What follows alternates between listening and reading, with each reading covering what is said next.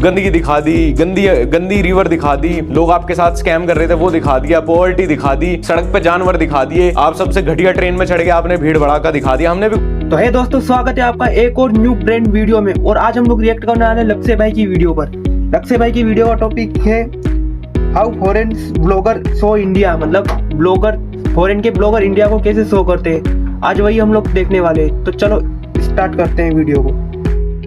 दो major YouTube videos बनाई हैं मैंने इंडियंस के अनसिविलाइज्ड बिहेवियर पे, इवन मल्टीपल रील्स भी कि कैसे हम एक शेल में रह के खुद को विश्वगुरु समझते हैं जबकि हम इंटरनेशनली कहाँ स्टैंड करते हैं कुछ चंद लोगों के बिहेवियर की वजह से। पर इसका मतलब ये नहीं है कि कोई भी बाहर का व्लॉगर मुंह उठा के आएगा और इंडियंस को और इंडियन कल्चर को डिग्रेड करेगा फॉर व्यूज। और बात व्यूज की भी नहीं है, ये लोग और इस तरह का कंटेंट इंटरनेशनली इंडिया की बहुत इमेज खराब करता है। और पास्ट के 3-4 सालों में तो भाई इंडिया की इमेज यही रह गई, जो ये यूट्यूब थंबनेल डालते हैं, जो ये टिकटॉक पे डालते हैं, जो ये अपने एक्स अकाउंट्स पे डालते हैं। खुद टाइट बजट पे इंडिया की ट्रिप करेंगे हिचहाइकिंग करते हुए और फिर बोलेंगे कि पूरा इंडिया गरीब है, यहाँ पे सिर्फ 1 स्टार हाफ स्टार होटल्स हैं, पूरा इंडिया अनसिविलाइज्ड है, यहाँ पे इतनी संकरी गली है सारी, पूरा इंडिया स्कैमर है। भाई हम 1.5 बिलियन है, 5 उंगली एक जैसी नहीं होती। हमारे यहाँ के तो 10% लोग भी कुछ गलत करें तो 15 करोड़ लोग बैठते हैं। दुनिया के बहुत सारे देशों की पॉपुलेशन से ज्यादा लोग तो गलती हो जाएंगे यहाँ। और मैं वापस से डिफेंसिव नहीं हो रहा, मैं तो कह रहा हूँ 1% लोगों को भी टूरिस्ट के साथ कुछ गलत नहीं करना चाहिए, स्कैम नहीं करना चाहिए, अनहाइजेनिक अनसिविलाइज्ड नहीं रहना चाहिए। पर ये तो यूनिवर्सल ट्रूथ है भाई, छोटी से छोटी पॉपुलेशन भी होगी ना, किसी कंट्री की 15,000 की पॉपुलेशन होगी ना, 1500 लोग तो वहां भी ऐसे ही निकलेंगे। एक व्लॉगर है जो 6-7 साल पहले इंडिया आया था और उसने अपनी वीडियो में जो उसने इंडिया के अराउंड व्लॉग बनाया था उसमें जम के इंडिया की बुराई की थी। और मैं एक्सेप्ट करता हूँ ये फैक्ट भाई कि बहुत सारी बुराइयां होंगी इंडिया में, इंडियंस में, एज अ होस्ट कंट्री में भी। लेकिन उस वीडियो के बहुत सारे पॉइंट्स बिल्कुल झूठ थे, काफी ऐसा भी था कि कुछ पर्सनल हेट निकल रही है, मतलब बहुत स्ट्रेच थे, वो राई का पहाड़ बनाने वाली बात है। लेकिन स्टिल मैं वापस बोलता हूँ कि हम एक्सेप्ट कर रहे हैं कि हाँ भाई इंडिया बहुत खराब होगा आपके लिए, शायद आपका एक्सपीरियंस सबसे खराब रहा होगा। लेकिन भाई 7 साल बाद तू वापस इंडिया क्यों आ गया? फिर वीडियो के टाइटल और थंबनेल से पता चल रहा है कि एक्चुअली कहां घूमने पे सबसे ज्यादा ध्यान दिया गया है। इन्होंने अपने इंटरनेशनल ट्रिप में क्या किया है? अच्छा नहीं लगता इंडिया को 7 साल बाद इंडिया आने का मतलब शोल विजिट नहीं होता, इंडिया आने का मतलब सिर्फ ओल्ड दिल्ली नहीं है, चांदनी चौक की सबसे भाई ये लोग वही जाते हैं जहाँ पर सबसे ज्यादा गंदगी होती है और वहीं का व्लॉग बनाकर यूट्यूब पर अपलोड कर देते हैं। कूड़े का पहाड़ नहीं है, इंडियंस खुद नहीं जाते भाई वहां पे। जब जब इनके चैनल पे व्यूज डिप करते हैं वैसे ही इनके ट्रैवल प्लान में इंडिया ऐड हो जाता है। और मुझे ऐसा लगता है कि हमें इन पर्टिकुलर कुछ ब्लॉगर्स की मेहमान नवाजी पे कुछ ज्यादा ध्यान देना नहीं चाहिए, क्योंकि इनका इंडिया का एक्सपीरियंस कितना भी खराब रहे ना, ये हर ऑल्टरनेट ईयर्स पे आते रहे। यूट्यूब एल्गोरिथम इन्हें इंडिया भेजती ही रहेगी कि वापस डिप होगी फिर जाए इंडिया, फिर कर बुराई, मिसलीडिंग थंबनेल्स डालना, रेज बेट टाइटल्स, जानबूझ के ऐसी जगह विजिट करना जहां पे ओवर पॉपुलेटेड एरिया होंगे, जहां पे गंदगी ज्यादा होगी, जहां पे जानवर सड़क पे घूम रहे होंगे, हमारे इंडिया के लोग उनके साथ सेल्फी लेने के पीछे पड़ जाएगा, जैसे कि वो कोई सेलिब्रिटी हो। बाहर का विदेशी गोरा देख लिया, हॉलीवुड हीरो से कम थोड़ी है, पीछे लग जाएंगे इनके। ये नहीं पता है फोटो खींच के थंबनेल डाल देगा, कह देगा स्कैमर पीछे पड़ गया, 2 घंटे मेरा पीछा नहीं छोड़ा इंडिया में, never going to visit India again. जानबूझ के सबसे घटिया इलाके में सबसे घटिया खाना खाएंगे, वो भी ऐसे लोगों के बीच में जहां इन्हें 99% पता है कि कोई इनसे मिसबिहेव करेगा, कोई इनसे चेप हो जाएगा या वो खाना इनको फूड पॉइजनिंग दे देगा। और सिर्फ इन्हीं का ही नहीं, मैं किसी को टारगेट करके वीडियो नहीं बनाना चाहता, और भी बहुत सारे हिंदुस्तान हेटर्स हैं, वो भी सेम इसी मोटिव से इंडिया ट्रैवल करते हैं। Inside India's soup throwing festival, 99.99% Indians को भी नहीं पता होगा कि इंडिया में ऐसा कोई गोबर फेंक फेस्टिवल मनाया जाता है, कहां मनाया जाता है। मतलब मेरे तो जीवन के आधे साल तो बीत ही गए, मुझे नहीं आज तक पता था। जब ये चीजें सब इंटरनेट पर ट्रेंड की तब जाके तो हमें खुद पता चला। लेकिन ये बंदा जो इंडियन है भी नहीं, ये प्रॉपर रिसर्च करके प्रॉपर वही अपनी आइटनरी बना के प्रॉपर उसी प्लान उसी मोटिव से इंडिया आया था। हम लोग इंडिया में रहते हैं और हमको भी नहीं पता था ये वाला फेस्टिवल इंडिया में मनाया जाता है। मतलब गोबर फेंक के इधर-उधर किसी को भी छीट देना, जो कि ये इतने सारे साल से टिकटॉक पर एक्स पे तो कर ही रहे हैं। मतलब गोबर ओबर फेंक कर इधर उधर किसी को भी छीट देना, ये वाला फेस्टिवल हमको भी पता नहीं था।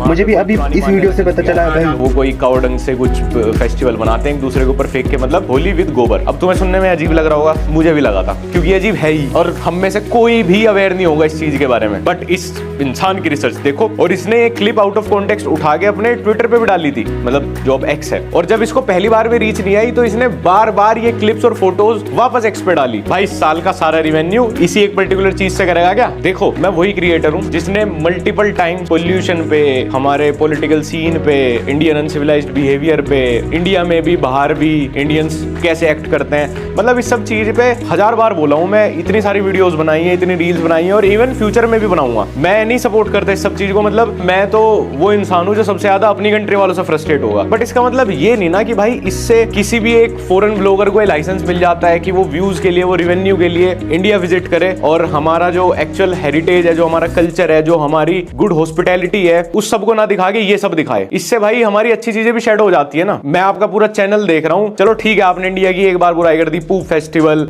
गंदगी दिखा दी, गंदी रिवर दिखा दी, लोग आपके साथ स्कैम कर रहे थे वो दिखा दिया, पॉवर्टी दिखा दी, सड़क पे जानवर दिखा दिए, आप सबसे घटिया ट्रेन में चढ़ के आपने भीड़ भड़ाका दिखा दिया, हमने भी कॉल आउट किया। बट इसके अलावा आपके चैनल पे मैंने एक भी टूरिस्ट प्लेस नहीं देखा इंडिया का। मतलब आपने हमारे हेरिटेज कल्चर के बारे में तो कुछ बात की नहीं। इवन आपकी 15 दिन की क्लिकबेट ट्रिप में से आप 14 दिन सिर्फ ऐसी जगह थे, तो भाई हमारी अच्छी चीज तो शेड हो गई ना सारी। हमारे इंटरनेशनल लेवल पे इन्होंने क्या इमेज बना दी, इंडिया में तो गोबर है, सड़क पे ऐसे जानवर घूमते हैं, सब गरीब है, सब सड़क पे ही सोते हैं, सब रेलवे लाइन पे टट्टी करते हैं और फिर टट्टी से खेलते हैं आपस में, इनको हाइजीन का नहीं पता, इनको सिविक सेंस नहीं है, जो कि हार्डली हमारी 10, 15, 20% पॉपुलेशन कर रही होगी। उसको भी मैं सपोर्ट नहीं कर रहा, बट आपने तो वही 100% बना दिया भाई। Solo in India's biggest slum, Dharavi. Dharavi tourist place नहीं है गोरो, मैं तुम्हें कैसे बताऊं धारावी टूरिस्ट प्लेस। अबे तुम्हें गरीबी देखने का इतना शौक है ना इंडिया विजिट करके, मैं कुछ गरीबों को पैक करके वहीं भेज देता हूं आपकी कंट्री में, उन्हें देखते रहना, खुश रहना, उनके बीच में से 360 डिग्री कैमरा घुमा के बना लेना व्लॉग। धारावी क्या पूरा इंडिया धारावी है? इंडिया में सबसे ज्यादा गंदा क्या है? ओ धारावी, वर्ल्ड बिगेस्ट स्लम, यहां विजिट करता हूं। मुंबई में Navi Mumbai no, Bandra no, Wankhede no, film city no, India में बैंगलोर नो, हैदराबाद नो, चेन्नई, कश्मीर, राजस्थान, ये क्या होता है? हिमाचल, अहमदाबाद, अच्छा वो भी इंडिया में ही है। मेघालय नहीं, दूर पड़ जाएगा यार। नोएडा की हाई राइज बिल्डिंग, व्यूज नहीं आएंगे। ऐसी सब जगह जाऊंगा तो फिर इतना अच्छा थंबनेल नहीं आ पाएगा ना। 7 साल पहले इसको इंडिया इतना गंदा लगा था, तो इसके वापस विजिट करने का क्या रीजन हो सकता है? संदार खाना है जी। अच्छा धन्यवाद। हेट मैं साउथ सुडान भी जाऊंगा ना, वर्ल्ड की सबसे गरीब कंट्री। भाई पूरी रिसर्च करके ये लोग इंडिया में आते हैं ना, उनके बारे में कुछ गंदा नहीं बोलूंगा, मैं उनकी बुराई नहीं करूंगा, उनको डिग्रेड नहीं करूंगा। इवन मैं तो अगर वो कोई छोटे से एफर्ट्स भी दिखाएंगे ना, मैं ज्यादा ट्राई करूंगा वो शो करने का। अब समझ आया हमें कि हमने इतना बढ़िया सिनेमा दिया है वर्ल्ड को, लेकिन ऑस्कर स्लमडॉग मिलियनेयर को क्यों मिला? क्योंकि इंटरनेशनली इनको इंडिया की यही इमेज चाहिए, गोबर, टट्टी, स्लम, गरीबी, सड़क पे जानवर। और आप मानो या ना मानो, मॉडर्न टाइम में इंडिया की आधी इमेज तो इंडियंस की हरकतों की वजह से और बाकी की आधी इन क्लिकबेट किंग्स की वजह से खराब हो रही है। इंटरनेशनली इंडिया की कभी इतनी इमेज हैम्पर नहीं हुई जितनी अब हो रही है इंटरनेट के टाइम पे। दुनिया का हर कोई इंसान तो इंडिया विजिट नहीं करेगा, जैसे हर इंडियन दुनिया की हर कंट्री विजिट नहीं कर सकता। तो लोग तो आपके सिनेमा से या यूट्यूब पे जो लोग विजिट कर रहे हैं उनकी वीडियो से, एक्स पे जो आपकी वीडियोज आ रही हैं, टिकटॉक पे जो आपकी वीडियोज आ रही हैं, उन्हीं से ही आपको जज करते हैं, आपकी कंट्री को जज करते हैं। और वहां पे क्या जा रहा है कि इंडियंस तो करी के जैसे स्मेल करते हैं, इंडियंस तो अनहाइजेनिक होते हैं, ये तो 6-6, 7-7 दिन नहाते नहीं है, ये तो गोबर का फेस्टिवल सेलिब्रेट कर रहे हैं, यहाँ पे तो गरीबी और स्कैम है इतने ज्यादा। धारावी जैसा स्लम ही है पूरा इंडिया, क्योंकि भाई 20 व्लॉगर आए और वो सब धारावी विजिट कर रहे हैं, तो इंडिया का तो मतलब भाई जैसे ही उतरते होंगे वहां स्लम ही शुरू हो जाते होंगे। इवन फ्लाइट भी स्लम के बीच में ही लैंड करती होगी, जाके उसकी स्क्रैप तोड़ देते होंगे तुरंत, वो ले जाके लोहार के यहाँ। अब जानबूझ के आप ऐसी गलियों में घुसोगे, इतनी संकरी गलियों में, और वहां पे हाथ रिक्शा में बैठोगे, तो भाई दुनिया को तो यही लगेगा ना कि इंडिया में तो भाई रिक्शा ही चलती है। भाई इन्होंने तो 3 पहियों से चौथा पहिया देखा नहीं आज तक। फिर रिक्शा वाला आपके साथ स्कैम कर देता, कितने का भाई? 20 से 50 रुपए का स्कैम। किसी और कंट्री में नहीं लोग ओवर चार्ज करते टूरिस्ट, इंडिया में 20 से 50 रुपए डॉलर से में कन्वर्ट करके तो देखो भाई कितना हैवी स्कैम है। इंडिया में पिछले 13 सालों से ओला उबर चल रही है, पर ये चिंदी जान के रिक्शा में बैठेंगे, इंडिया को गरीब दिखाने को, रिक्शा वालों को स्कैमर दिखाने को। कभी इनके व्लॉग में तुम इंडियन एयरपोर्ट से बाहर तक का सफर नहीं देखोगे, ना। वहां क्योंकि रिक्शा लगती नहीं ना, वहां टैक्सी लेनी पड़ जाए बेचारों को, फिर टैक्सी दिखा देंगे तो दिक्कत हो जाएगी यार। इंडिया में 4 पहिए तो नो।